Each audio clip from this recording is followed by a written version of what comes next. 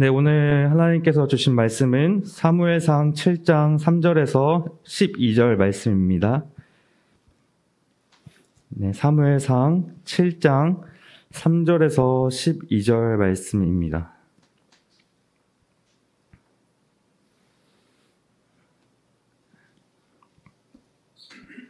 네, 구약성경 사무엘상입니다. 네, 앞부분에 있어요. 구약성경 사무엘상. 네, 우리 한 절씩 번갈아 가면서 읽도록 하겠습니다. 그러자 사무엘이 이스라엘 온 집에 말했습니다. 만약 너희가 온 마음으로 여호와께 돌아오려면 이방신들과 아스다롯을 없애고 여호와께 자신을 맡기고 그분만을 섬기라. 그러면 그분이 너희를 블레셋 사람들의 손에서 구해내실 것이다.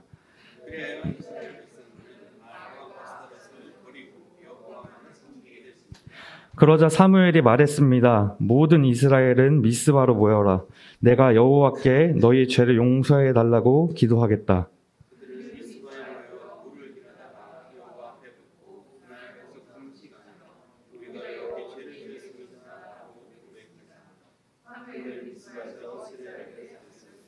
이스라엘이 미스바에게 모였다는 소식을 듣고 블레셋의 지도자들이 이스라엘을 공격하러 왔습니다. 이스라엘 백성들은 이 소식을 듣자 블레셋 사람들을 두려워해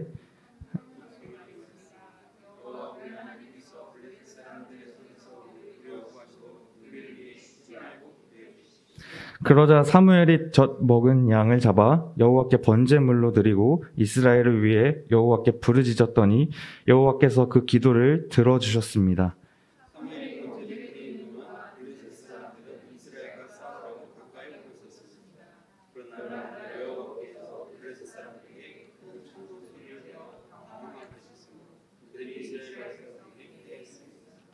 이스라엘 사람들은 미스바에서 나와 벳갈 아래까지 뒤쫓아가서 블레셋 사람들을 무찔렀습니다. 그때 사무엘이 돌을 들어 미스바와 산 사이에 두고 여호와께서 여기까지 우리를 도우셨다라고 말하며 그곳을 에베네셀이라고 불렀습니다. 아멘. 오늘 에베네셀의 하나님이라는 말씀으로 함께 말씀 선포해 주도록 하겠습니다.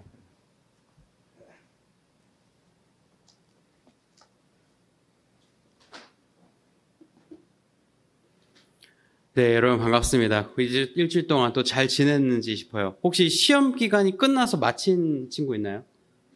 축하합니다. 아주 후련한 또 이제 7월 한 달을 보내겠는데 아직 시험이 남은 친구들은 이제 잘 마무리해서 또 뿌린 대로 거둘 수 있는 은혜가 있길 바랍니다. 그래서 그런 의미에서 우리 뿌린 대로 거두자라고 옆 친구에게 또 서로에게 인사하겠습니다. 인사할까요? 자, 뿌린 대로 거두자. 너 안 뿌린 것 같은데 좀 뿌려보자. 뿌리지도 않고 거둘 생각하지 말고 우리 열심히 뿌려보도록 합시다. 목사님도 이제 어렸을 때 참 시험 때문에 스트레스 많이 받았고, 물론 중학교 때 성적이 그렇게 이제 대학 입시에 큰 영향을 주진 않았었기 때문에 중학교 때는 그냥 편안하게 있었던 것 같아요. 시험 전날인데도 막 대항해 시대나 스타크래프트 이런 거 하고 친구들하고 이제 그 당시에는 B&B라고 했는데 이렇게 뭐라 그러죠? 지금은 그 게임이 있는지 모르겠어요. 그래서 막 레벨을 올리고 막 그랬었는데, 이제 고등학교 되고 나니까 이게 내신이 현실이 되고, 또 이제 어떻게 보면은 이게 이제 내 인생을 결정하지 않을까 막 그런 생각 때문에 굉장히 고민이 많았어요. 그러던 중에 이제 일본의 한 이제 뇌과학자가 쓴 시험을 잘 보는 현실적인 방법이란 책을 읽은 적이 있는데, 거기에 나온 두 가지를 꿀팁을 먼저 소개하면서 오늘 말씀을 시작하겠습니다. 시험 잘 보려면 두 가지가 필요한데요. 하나는 뭐냐면 일단 뇌가 깨어 있어야 돼요. 아침에 뇌가 깨어 있어야겠죠. 두 번째는 그동안 공부했던 거, 내 머릿속에 집어넣었던 것들이 로드가 빨리 돼야 돼요. 문제를 봤을 때. 그럼 두 가지가 필요하겠죠. 뇌를 깨우고 로드를 빨리 할 수 있는 상태를 만드는 게 첫 번째일 거예요. 두 번째는 로드를 하려면 일단 뭐가 많아야 되겠어요? 맞아요. 들어가 있는 게 많아야 로드가 되겠죠. 들어가는 게 없는 게 로드가 되면 그거는 창의력이죠. 그렇죠? 그래서 우리가 창의력으로 시험 볼 수는 없기 때문에 일단은 입력을 많이 해야 됩니다. 그럼 이제 교훈이 두 가지 나왔죠. 뇌를 깨우고 입력을 많이 해놓고, 물론 입력을 많이 하는 거 이제 공부를 많이 하는 거겠죠. 그런데 공부를 그렇게 하지 말고 기출문제 내지는 시중에 나와 있는 문제집을 가능한 한 많이 풀어보라라는 지침이 있습니다. 왜인가 하면요. 학교 선생님들이 문제 출제를 어떻게 하실까요? 선생님도 창의력으로 하실까요? 그러기 힘드세요. 시중에 있는 문제집 몇 권을 참고하셔서 그중에서 난이도를 분배해서 적정한 것을 고르시는 것이 많고요. 또 우리나라 수학 문제 역사가 굉장히 오랫동안 길었기 때문에 더 이상 새로운 문제가 나오기 어려운 구조예요. 그래서 봤을 때 이 문제가 뭘 의미하는 거지? 라는 것이 이미 다른 유형의 혹은 다른 레퍼토리의 문제를 풀어봤다면 이제 금방 풀 수가 있겠죠. 예를 들면 수학 문제에서 여러분 초침 분침이 걸어지는 각도 뭐 이런 거 시험 문제 풀어본 적 아직은 없으실지 혹은 있으실지 모르겠지만 다른 문제집에서 그런 유사한 문제 풀었다면 시험에 그 문제 나오면 그건 나를 위한 문제죠, 거의. 하지만 그런 시침분침 각도 얘기나 어떤 만나게 되는 접점을 계산하는 이런 문제를 안 풀어봤으면 처음부터 이거 어떻게 풀어야 되지? 공식 막 세우느라 막 바쁘겠죠. 그래서 가능한 한 많은 인풋이 있는 게 중요하고, 두 번째, 뇌를 깨우는 거는 설탕을 먹으라는 거예요. 근데 여러분 막 각설탕이나 이렇게 그 커피 프림 같은 거 막 이렇게 까서 막 털어 넣으면 마약인 줄 알고 오해할 거 아니에요, 학교에서. 그러니까 여러분 그거를 이제 오해를 방지하기 위해서 초콜릿을 먹으면 가장 좋습니다. 다크 초콜릿 말고 몸에 안 좋은 밀크 초콜릿을 시험 때만 드세요. 그래서 시험에 과목을 치르기 30분 전에 초콜릿을 복용하면 뇌가 깨어납니다. 그래서 로드가 빨리 돼요. 그러니까 이제 뇌가 바로 쓸 수 있는 에너지원을 당으로 공급을 하는 거죠. 그러니까 여러분 이제 운전 안 해봤겠지만 자동차가 빨리 나가려면 그냥 기름을 많이 밟으면 되거든요. 그러니까 많이 밟으면 기름이 많이 들어가고 연료가 많이 들어가면서 엔진이 빨라지는 건데 같은 원리예요. 그냥 뇌에다가 당을 많이 집어넣어주면 뇌가 빨리 돌고, 그 빨리 도는 게 어떤 역할을 하냐면 그동안 머릿속에 집어넣어놨던 거를 빠르게 찾아줘요. 야, 너 옛날에 이거 풀었었잖아 하고 빨리 여기다 가져다 주는 거죠. 막 가물가물한 게 아니라 마치 엊그제 풀었던 것처럼 생생하게 여러분에게 가져오니까 이건 불법이 아니죠. 막 이거는 뭐 부정행위도 아니고 과학적인 방법이니까 시험 가는 날, 시험 당일에 가는 길에 편의점에서 초콜릿 하나 사시고, 그렇다고 초콜릿을 계속 먹으면 배탈 나요. 막 시험 30분에 먹고 시험 끝나자마자 또 먹고 그 다음 시험 전에 먹고 계속 먹으면은 목사님처럼 될 뿐더러 또 이제 부작용이 날 수 있으니까 딱 시험 시작할 그날의 첫 시험 보기 30분 전에 몰래 이렇게 먹고, 옆 친구한테는 초콜릿은 난 긴장돼서 먹는 거니까 너는 먹지 말라고 하면서 이렇게 경쟁자들을 물리치고, 중요하지 않은 거에 밑줄 쳐서 야, 이거 시험에 나올 것 같아 알려주고, 그렇게 경쟁자들을 제치면서 이렇게 이제 시험을 잘 보시기 바랍니다. 그러지 마시고, 농담이었고 옆 친구에게도 알려주세요. 우리 어차피 같이 가야 되니까. 네, 그러면 우리 이제 인사도 나눴고 지난 시간 내용 복습하면서 이야기 시작해 보도록 하겠습니다.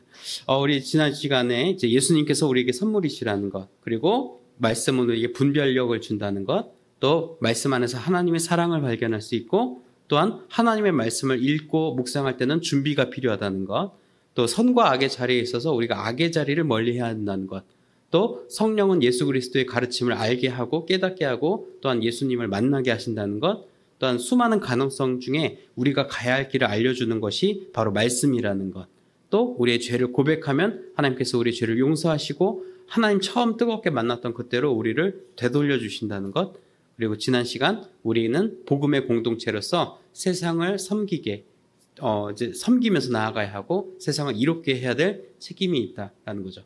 근데 정말 재밌는 게 우리 총회 올해 표가, 우리 교단의 표가 새롭게 이롭게인데, 여러분 롯데의 올해 카피도 새롭게 이롭게 롯데인 거 아세요? 깜짝 놀랐잖아요. 제가 그치 새롭게 이롭게 보면서 교회가 롯데를 따라한 건지 롯데가 우리 교회를 따라한 건지 그건 모르겠지만, 아무튼 롯데와 일단 맥이 같다는 의미에서 롯데타워를 했습니다. 롯데타워 혹시 못 가본 친구 있나요? 아직 한 번도 안 들어가 봤다 하는 친구. 그래요? 조만간 목사님이랑 같이 가면 좋겠어요. 목사님은 이제 롯데타워 자주 가진 않는데 맨날 가면서 저 안에 뭐가 저렇게 있을까. 아직 한 번도 한 3-4번 갔는데 다 본 적이 없어요. 층마다 본 적이 없어가지고 아마 평생 걸릴 것 같아요. 층에 있는 걸 다 꼼꼼히 보려면. 그런 생각이 듭니다. 이제 오늘 이제 이야기를 돌아와서, 여러분 이제 미국 여행 혹은 안 가보셨겠지만 미국 여행이든 어떤 이제 자연 경관, 자연 유산 이런 거 보면 꼭 빠지지 않는 것이 바로 이겁니다. 이게 뭔지 아세요? 예, 협곡입니다. 협곡, 캐니언이라고 하는 협곡인데, 여러분 이거 보면은 무슨 생각 드세요? 우와, 이게 막 자연 경관이 어마어마하다 막 이런 생각이 드세요? 뭐 그런 분도 있을 수도 있고, 이거 무슨 그냥 돌덩이를 놓고 무슨 이게 무슨 유산이냐, 이게 무슨 관광지냐 그럴 수 있어요. 근데 우리가 사실 사진으로 봐서 그렇지 실제로 그랜드 캐니언이나 미국에 있는 여러 협곡들을 실제로 마주하게 되면 그 웅장함에 소름이 돋는다고 해요. 정신을 잃는다는 표현을 쓰는 분도 있고, 이건 사실 이제 중간에서 위를 본 거긴 한데 저 위에서 이 아래를 본다고 생각을 해보세요. 어마어마하겠죠. 그래서 목사님도 아직은 그랜드 캐니언을 여행해보지 못했지만 그랜드 캐니언을 여행해온 목사님이 이제 목회자 친구들은 한결같이 하나님의 영광을 나타내는 거다라고 이렇게 다 고백하더라고요. 그래서 목사님도 언젠가 그랜드 캐니언 갈 수 있다면 이렇게 캠핑카 끌고 가가지고 삼겹살 구워 먹으면서 그랜드 캐니언 이렇게 보는 게 이제 인생 목표 중에 하나가 돼 있죠. 이제 그랜드 캐니언을 보면은 그러한 이제 경관을 보는데, 이 그랜드 캐니언의 역사가 어느 정도 된다고 배웠어요. 이제 물론 이제 측정의 연대마다 다른데 이것은 단숨에 이렇게 축적된 게 아니라 수천 년에 걸쳐서 형성이 됐다라는 것이 이제 공통된 학자들의 의견입니다. 그런데 생각을 해보세요. 수천 년 동안 이 모습, 거의 이 모습에서 큰 변화 없이 유지를 해왔다는 건데, 왜 돌은, 왜 이 바위는 이렇게 단단하고 강한 걸까요? 그런 생각은 안 해보셨어요? 돌이 대체 뭐로 만들어졌길래 저렇게 강력한 거지? 그런 생각을 이제 안 해보셨을 거예요. 물론 이제 과학자들 중에는 순식간에 퇴적이 일어나면서 혹은 퇴적된 토양층이 어떤 압력과 열을 받으면서 이렇게 암석이 되었다, 이렇게 표현을 하기도 하는데, 목사님은 이런 암석에 대해서 하나님의 창조에 어떤 배경이 있다고 봐요. 하나님께서 물론 바다도 만드시고 우리에게 흙으로 된 평야도 내리셨지만 이런 바위산, 암석을, 또 우리나라에도 돌산이 참 많거든요. 이런 돌들을 우리에게 허락하신 것은 그 돌들을 보면서 우리에게 어떤 돌이 가지고 있던 의미를 묵상하게 하도록 하는 의미가 있다고 생각을 해요. 사실 우리나라 주요 건축물, 옛날 건축물에는 꼭 이것을 세우고 집을 지었는데 그것이 바로 주춧돌이라고 하는 겁니다. 기초석, 초석을 다진다 이런 말 많이 하죠. 사실 이 돌은 굉장히 단단한 소재고 지구상에서 구할 수 있을 뿐더러 어떻게 보면 오랫동안 형태가 잘 변하지 않기 때문에 오랫동안 보존해야 되는 거거나 오랫동안 이제 소장해야 되는, 혹은 사람들에게 알려야 하는 것들은 돌을 이용해서 만듭니다. 여러분 이제 궁궐터, 궁터에 가면은 꼭 돌로 된 계단, 기초석 위에 궁이 올라가 있죠. 그래서 그 화재로 궁은 소실이 돼도 그 밑에 베이스라고 그러죠. 그 밑에 있는 돌들은 그대로 남아 있습니다. 그리고 실제로 파르테논 신전이나 여러 고대 그리스나 고대 헬라의 유적지를 가도 돌로 된 구조물들은 다 남아 있는데 그 외의 것들은 잘 남아 있지 않은 것을 우리가 알 수 있어요. 어쩌면 이 돌이라고 하는 것은 상징적으로나 혹은 현실적으로나 굉장히 변하지 않고 오래가고 단단하고 한결같다라는 것을 우리가 알 수 있습니다. 그런 의미에서 왜 이렇게 목사님이 돌 얘기를 하실까? 바로 이 이야기를 하려고 하기 때문입니다. 돌, 바로 에벤에젤이라고 하는 돌 이야기를 하려고 해요. 이제 오늘 본문의 배경이 되는 이 이야기는 이제 사무엘 시대의 블레셋과의 전쟁의 이야기를 다루고 있습니다. 사무엘이 이제 미스바라고 하는 이제 광장 같은 이제 거대한 이제 평지에 사람들을 불러 모으고 거기서 우상을 불태우고 거기서 하나님 앞에 죄를 용서하는 기도를 드렸습니다. 근데 그렇게 미스바에 사람들이 모여 있다는 소식을 적국이었던 팔레스타인 블레셋이 들었어요. 그렇다면 여러분, 적국이 한 공간에 모여 있다면 여러분 어떻게 하겠어요? 그렇죠? 공격을 합니다. 공격을 해야죠. 거기서 우와 막 구경났나 이렇게 보진 않겠죠. 쟤네들 모여서 저렇게 하고 있나. 거기에 그렇게 모여 있을 때 사방을 둘러싸서 공격을 해야 가장 효과적으로 많은 사람을 살상하거나 섬멸할 수 있기 때문에 블레셋의 이 첩보를 통해서 알게 된 블레셋은 이 기회를 놓치지 않으려고 했어요. 그래서 미스바를 향해서 출동합니다. 달려나가죠. 근데 미스바에 모여 있었던 이 이스라엘 사람들도 이 이야기를 알게 돼요. 이 소식을 듣게 돼요. 그러면서 두려움에 휩싸이게 되죠. 그러고 나서 그 안에 있었던 사무엘에게 이렇게 얘기합니다. 우리가 여기서 죽게 생겼으니 당신은 이 블레셋으로부터 우리를 지켜주시도록 하나님 앞에 기도해 주십시오. 쉬지 말고 기도하십시오라고 부탁을 합니다.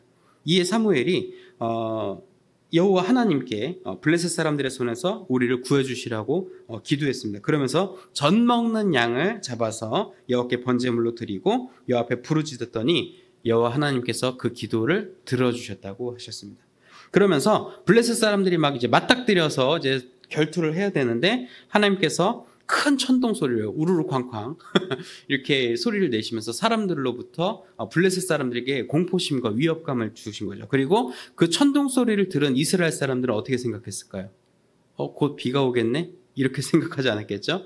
이것은 하나님이 우리와 함께 하신다는 사인이다. 우리와 함께 하시는구나라는 것을 이스라엘 사람들도 알게 되었습니다. 그래서 블레셋 사람들은 그 천둥 소리에 놀라서 당황하였고 다른 박질하였고 또한 이스라엘 사람들은 미스바에서 이제 뒤쫓아가서 블레셋 사람들을 무찔렀다고 하였습니다. 그래서 그 이야기, 그날의 사건을 기념하기 위해서 길갈과 이제 센 사이에, 미스바와 센 사이에 이제 돌을 세우고 그 돌의 이름을 에벤에젤이라고 했습니다.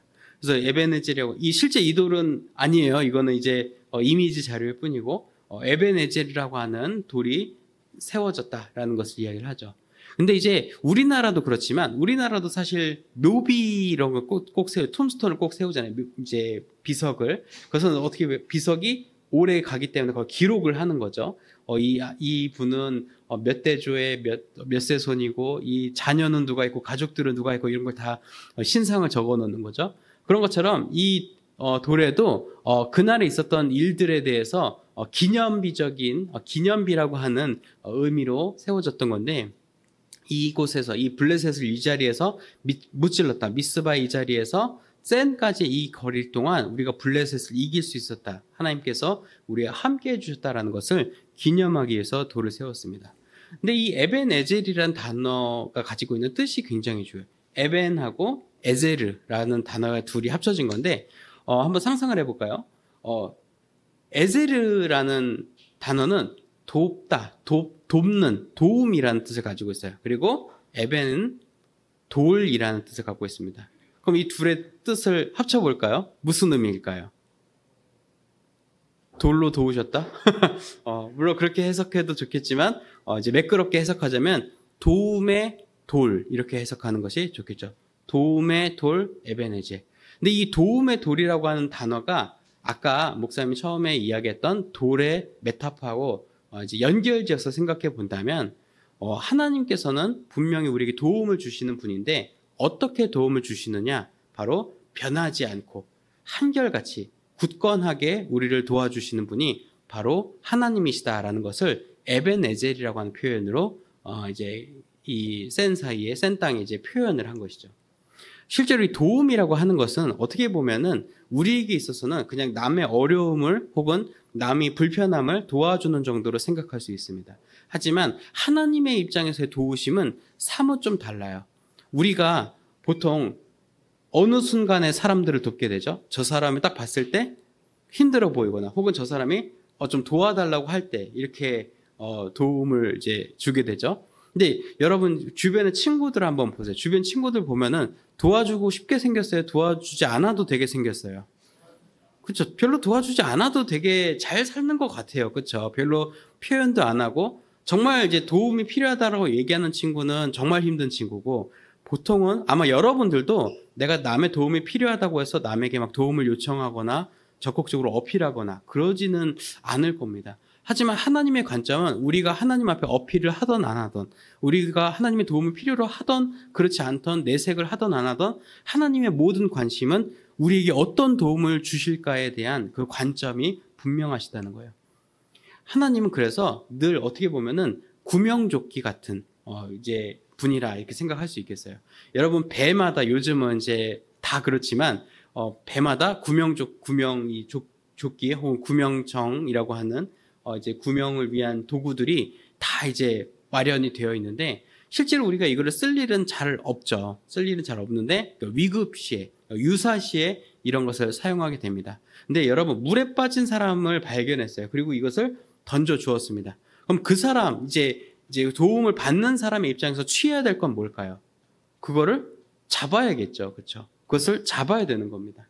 하나님의 도움은 사실 이런 맥락이에요. 하나님께서 우리에게 한결같이 도움을 주고 계시지만 사실 우리는 그게 하나님의 도움인지도 모를 뿐더러 그 도움이 왔을 때 적극적으로 그것을 붙들지 않습니다. 마치 이것이 아니면 살아남을 수 없기 때문에 하나님께서 우리에게 이 구명을 위한 도구를 던져주신 건데, 이 튜브를 던져주신 건데 우리는 그것을 잡지 않고 있는 거라고 볼 수 있어요. 그래서 여러분 입장을 이제 바꿔서 생각을 좀 전환을 해서 하나님께서 우리에게 어떤 의미나 어떤 기회나 도움을 주신다는 느낌이 들 때는 그것을 한번 단단하게 붙들어 보세요. 내가 이것이 당장 안 필요한 거, 내가 괜찮은 것 같은데, 나는 지금 되게 나이스한데 라는 생각으로 안일하게 있기보다는 하나님께서 우리에게 어떤 도움을 주시거나 선생님을 통해 우리에게 어떤 메시지를 주시거나 목사님이나 우리 교회 친구들을 통해서 여러분에게 어떤 도움을 주고자 할 때 그 도움에 여러분을 내어보라는 거예요. 어쩌면 그것이 정말 여러분이 살 방법일지도 모르게요. 사실 하나님은 사랑이시기 때문에 우리가 우리 자신에 대해서 걱정하는 것보다 하나님의 걱정은 우리 걱정을 앞서십니다. 우리 부모님이 나를 걱정하고 나를 사랑하는 것보다, 내가 나의 미래를 걱정하고 염려하는 것보다 하나님께서 우리를 향한 염려가 더 크시다는 것을 우리가 기억해야 돼요. 그렇기 때문에 하나님께서 우리를 향한 계획을 펼치시는 것은 분명 선한 결과와 하나님 계획하신 완벽한 결과값이 그 안에 기다리고 있다는 것을 우리가 기억해야 합니다. 그것이 결정적으로 드러난 것이 바로 예수 그리스도라는 거죠. 우리는 예수님 없이는 살 수 없지만 사실 예수님 당시의 사람들은 예수님의 그 존귀함을 알아보지 못했습니다. 그래서 예수님 십자가에 못 박아 죽이고 또한 반역죄인으로 처형하고 그러한 이제 범죄를 저질렀죠. 하지만 하나님께서는 우리에게 그런 것이 필요하지 않다고 한지언정 하나님의 상황에서 또 하나님의 관점에서 우리에게 필요한 것은 반드시 이루시는 바로 사랑의 하나님이라는 것을 우리가 기억해야 하겠습니다. 그것이 결정적으로 또 완벽하게 완전하게 드러나진 것이 복음이라는 것이죠. 그러면 우리는 이제 복음을 믿는 그리스도인들이잖아요. 하나님이 우리 그리스도인들에게 도움을 주시려고 하시고 그 도움이 결정적으로 예수 그리스도에서 드러났고 우리는 그 복음을 받은 자로서 우리는 어떻게 살아야 할까요? 사실 이제 우리도 이제 어떻게 보면은 당연한 결과지만 우리도 이제 도움을 주면서 살아야겠죠. 하나님께서 우리를 도우신 그 도움을 가지고 우리 다른 사람을 돕는 겁니다. 그런데 그렇게 내가 도움 받은 것처럼 남을 돕겠다 하면은 금방 우리 자신이 소진이 됩니다. 마치 우리 자신이 돕는 느낌이 들거든요. 하지만 여러분 조금 관점을 바꿔서 나를 통해서 하나님께서 저 사람을 돕는다라는 관점으로 조금 더 인식을 확장해 보세요. 나를 굳건하게 붙드시는 그 하나님께서 나를 통해 저 사람을 붙들고자 하시구나. 나를 돌처럼 예베네셀에 하나님께서 돌처럼 나를 사용하시려구나라는 마음으로 다른 사람을 보세요. 그러면 내가 마치 다른 사람을 돕는 것 같지만 실제로는 하나님과 함께 저 사람을 또 하나님께서 나를 사용하셔서 그 사람을 돕는 것이지 내가 그 사람을 돕는 것이 아니라는 거예요. 여러분 꼭 기억하세요. 내가 돕고자 하면 분명 탈진하게 됩니다. 내가 하려고 하면 분명 아깝다는 생각 듭니다. 내 시간, 내 돈, 내 여건 이런 거를 소진한다는 느낌이 들지만 하나님과 함께 한다면 또 하나님께서 나를 사용하고 계시다고 느낀다면 우리 여러분들이 그런 마음으로부터 조금 더 용기 내실 수 있을 거라 생각합니다. 사실 우리 주변을 보면은 어려움 가운데 있는 친구들이 많습니다. 아까 농담처럼 도와주지 않아도 될 것처럼 생긴 친구들이 많다고 했지만 그것이 반증하는 다르면은 그들이 차마 남들의 도움을 또 나의 어려움을 내색하지 않으려고 부단히 애를 쓴다는 거예요. 그걸 굉장히 수치스럽게 생각하고 그걸 굉장히 민망하게 생각하기 때문입니다. 여러분 우리나라에서 사람들이 또 학생들이 왜 선생님한테 질문을 안 하는지 아세요? 다 알아서 질문 안 하는 걸까요? 아닙니다. 알 수 없기 때문에, 알고 싶지 않기 때문에, 알려고 물어보는 것 자체가 민망하고 부끄럽기 때문에 그런 심리가 작용한다는 것을 아마 여러분들도 경험해 봤을 거예요. 물론 내가 저 선생님 정말 좋아하고 신뢰한다면 내가 궁금한 것, 알고 싶은 것 자신 있게 물어보고 다른 친구도 있건 말건 질문할 수 있겠죠. 하지만 그 질문으로 인해서 다른 사람 시간 뺏는다 생각되고 또 내가 질문하면 내가 또 관심 받고 막 이렇게 시선이 몰리는 것 같고 그런 것 때문에 민망해서 질문하지 못하는 그런 것들. 어떻게 보면 우리 한국 사람이 가지고 있는 심리라고 목사님은 생각을 해요. 그렇기 때문에 옆 친구를 정말 엄청난 관심과 사랑으로 보지 않으면 옆 친구가 뭐가 어려운지 잘 우리는 알 수가 없어요. 지금 옆 친구 얼굴 한번 보세요. 뭐가 이렇게 어려워 보이는지. 그냥 졸려 보이잖아요. 그렇죠? 아, 빨리 재워줘야겠다 이 친구들은. 그런 생각이 들 겁니다. 그래서 어떻게 보면은 그러다가 어느 순간에 사람이 죽는 거는 참 안타까운 일인 것 같아요. 여러분 이제 몇 년째 바뀌지 않는 참 안타까운 통계인데 우리 여러분 또래 청소년 또래에서 청소년 또래가 가장 많이 죽는 이유 뭔지 아세요? 네, 자살입니다. 교통사고도 아니고 뭐 누구한테 맞아 죽는 것도 아닌 자살이 가장 많습니다. 중고등학생 사망의 40%가 자살이에요. 왜 이런 비극이 우리나라에서 일어나고 있는 것일까요? 누가 한 사람이라도, 누구 한 친구만이라도 그 친구가 자살할 생각하고 있다는 것, 죽어가고 있다는 것을 알아만 봐줬어도 그 친구는 지금도 살아있어서 어떻게 보면은 아, 옛날에 내가 겪었던 거 그게 별일 아니었구나.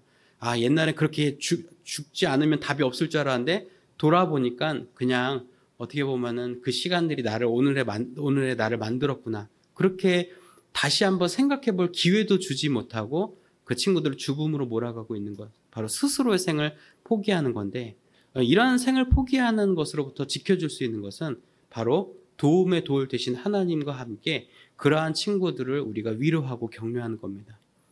또 우리 주변 말고 더 시선을 멀리 보면 러시아와 우크라이나 또 이제 중동의 내전 또 여러 전쟁으로 인해서 집을 잃은 친구들 그런 친구들을 위해서 우리가 구호 활동을 하거나 후원을 하거나 선교사님들을 지원하거나 또 선교사님들을 위해서 기도하거나 그런 것들이 우리가 또 멀리 있지만 우리 주변에 힘들어하는 고통 가운데 있는 제3세계 또 개발도상국 또 그 밖에 있는 국가들을 위한 우리의 또 마음이 전해지는 일들이 될 거라 목사님은 믿습니다.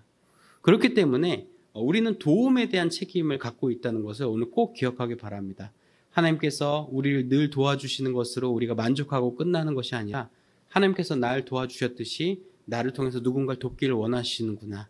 그리고 나에게 그것을 그리스도인의 사명으로 주셨구나라는 것을 오늘 꼭 기억하면서 이 시험 기간 주변에 시험으로 어려워하는 친구들 힘내라고 용기도 응원도 해주고 초콜릿도 반 주고 또 더 나아가서는 이 시험 기간 여러분들이 우리 하나님께서 여러분을 돕고 계시다는 거 꼭 믿으면서 시험 잘 치르시고 또 이제 알찬 방학 기간 또 잘 보내도록 또 계획해보는 7월 한 달 보내시기 바랍니다. 오늘 함께 드리는 기도문 함께 준비했는데요. 예, PPT 전환. 오늘 주제에 맞춰서 우리가 함께 드릴 만한 기도문을 했습니다. 우리 함께 한 목소리로 함께 기도하겠습니다. 시작. 사랑과 은혜가 충만하신 하나님, 오늘 말씀을 통해 위기의 상황 가운데 있는 우리를 변치 않는 사랑으로 도우시는 하나님을 바라보게 하시니 감사합니다. 하나님의 은혜를 기억하고 감사하며 살아갈 수 있도록 도와주세요. 예수님의 이름으로 기도드립니다. 아멘. 우리 이 다짐의 고백 담아서 우리 주가 일하시네 함께 찬양하겠습니다. 우리 앞서 일하시는 주 하나님 바라보면서 우리 함께 찬양합니다.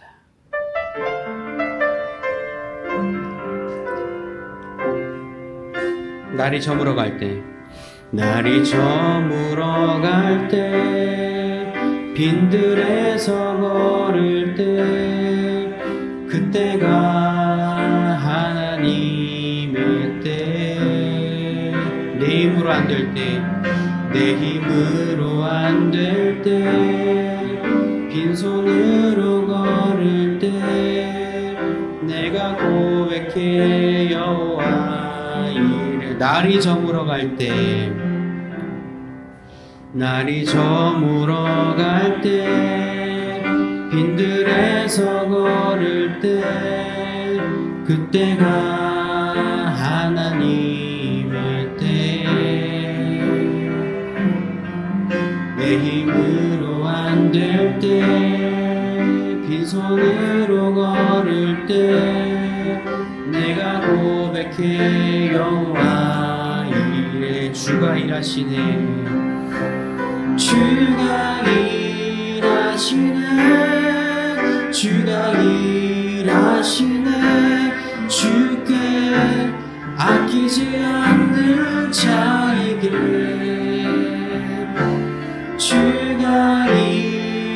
일하시네 주가 일하시네 신뢰하며 걷는 주가 일하시네 주가 일하시네 주가 일하시네 주가 일하시네 주께 아끼지 않는 자에게 주가 일하시네 주가 일하시네 신뢰하며 걷는 자에게.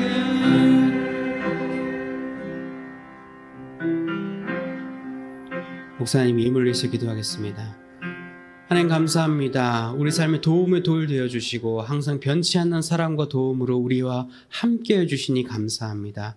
그 은혜를 기억하며 우리 삶에 베풀어 주신 소득의 일부를 구별하여 하나님께 기쁜 마음으로 드립니다.